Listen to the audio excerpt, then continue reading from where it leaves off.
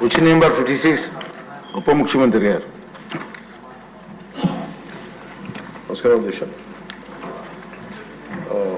ప్రశ్న ఏకి అవునండి. ఎన్టీఆర్ సుజల స్రవంతి పథకం కింద 6 జిల్లాల్లో ఒక హబ్ మరియు స్పోక్ విధానంలో ప్లాంట్లను నెలకొల్పడం జరిగింది.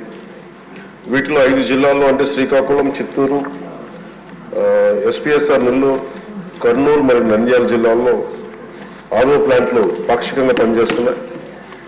శ్రీ సత్యసాయి జిల్లాలో మాత్రం పూర్తి స్థాయిలో పనిచేస్తున్నాయి.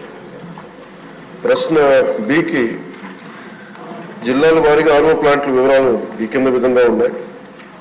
5 జిల్లాలు అంటే శ్రీకాకుళం, చిత్తూరు, ఎస్పీఎస్ఆర్ నెల్లూరు, కర్నూలు మరియు నంద్యాల జిల్లాల్లో 45 మదర్ ప్లాంట్లను నెలకొల్పడం జరిగింది. వీటిలో 25 మదర్ ప్లాంట్లు పనిచేసే స్థితిలో ఉన్నాయి మరియు 20 నిర్వీర్యమైపోయాయి. పై జిల్లాల్లో 878 రిమోట్ డిస్పెన్సింగ్ యూనిట్లు నెలకొల్పడమైనది.